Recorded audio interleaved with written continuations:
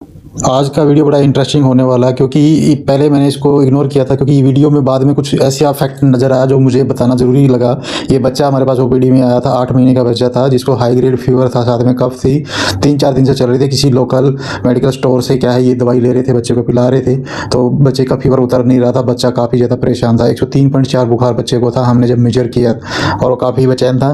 Parents ये बचपन में जब 3-4 दिन का था बच्चा तभी भी मेरे पास आया था, इसको निमोनिया हुआ रखा था, तब हमने इसको क्या ट्रीटमेंट देके ठीक किया था, वरना अदर हॉस्पिटल में इसको एडमिशन के लिए एडवाइस कर दिया था। हमने इस बच्चे को सौरनप्राशन तथा आयुर्वेदिक कुछ दवाइयाँ जो हैं इम्यूनिटी को बढ़ाने वाली और कफ के लिए दवाई दे के इसको ठीक कर दिया था, जिसमें इसको एडमिशन की जरूरत नहीं पड़ी थी। अभी आप देख रहे हैं कि जैसे बच्चा बीच बीच में खांसी कर रहा है, फिर भी क्या है बच्चा होने की वजह से पैर भी हिला, खेलने की कोशिश कर रहा है, लेकिन इतना तेज टेम्परेचर होने की वजह से वो बार बार रोए जा रहा था।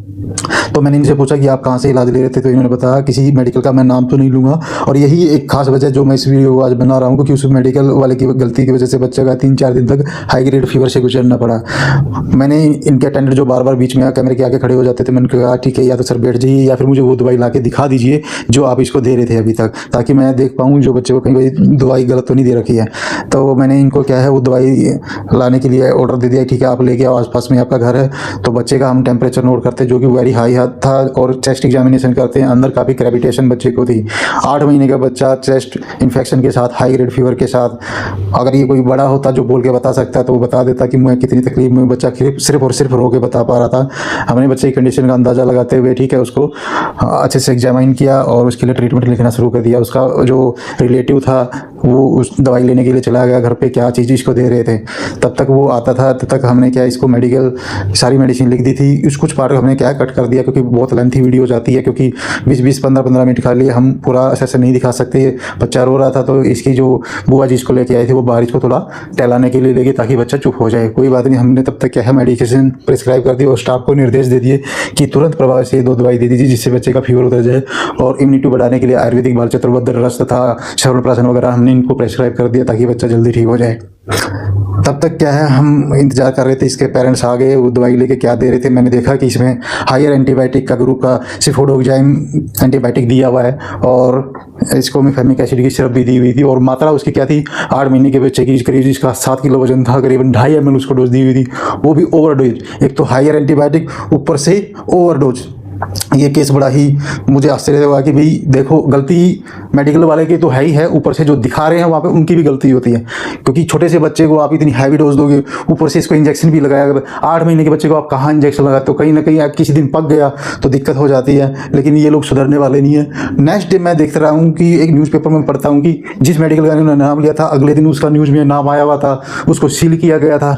मैं नाम फिर भी नहीं लूँगा क्योंकि मुझे कोई किसी का नाम लेके अपनी पहचान नहीं बनानी है, किसी को बदनाम नहीं करना है, लेकिन इस तरह की प्रैक्टिस जो होती है गलत होती है।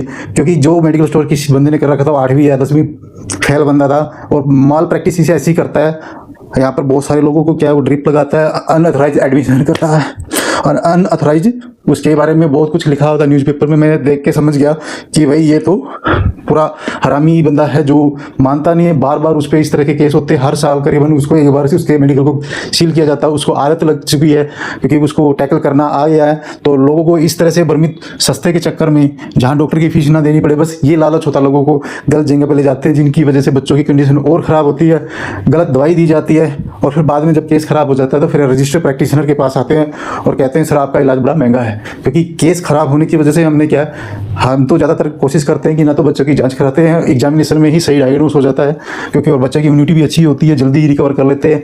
बहुत ही लाइट डोज में बच्चे को ट्रीटमेंट दिया जाता है और वो जल्दी ठीक हो जाते हैं। इंजेक्शन में बिल्कुल प्रेफर नहीं करता, बहुत ही सीरियस कंडीशन होती है, डिहाइड्रेटेड वगैरह हो जिसमें एडमिशन की जरूरत हो तभी हम कैनुला लगा के बच्चे को ड्रिप लगाते हैं। अदरवाइज मैंने तो काफ़ी लंबे टाइम हो गया जब तक किसी को दाखिल किया नहीं बच्चे को। सभी बच्चे क्या मीठी दवाई पीने से ही ठीक हो जाते हैं। तो मेरा अनुरोध है आप लोगों से कि आप बच्चों के मामले में कभी भी लापरवाही ना बरतें, किसी भी मेडिकल या अनऑथराइज प्रैक्टिशनर से दवाई ना लें जिसका खमियाजा आपको बाद में भुगतना पड़े।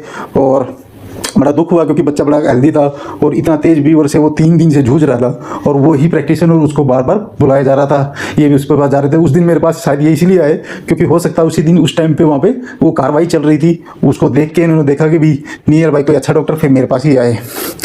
तो तो फिर भी लोगों का ये रहता है कि भाई गलत वाले पे जिसके पास डिग्री नहीं है, ज्ञान नहीं है, वहाँ ज़्यादा विश्वास करते हैं सिर्फ कि वो थोड़ा सा पैसा कम लेता है, लेकिन ये नहीं देखते हैं कि उस गलत ट्रीटमेंट से कितना हानि हो सकता है। और करने वाला तो गलत है ही है, और मैं लेने वाले को भी जो गलत ट्रीटमेंट लेते हैं ऐसे अनऑथराइज प्रैक्टिशनर के पास दवाई लेते हैं, हाँ हो सकता है कि आप अगर पैसे की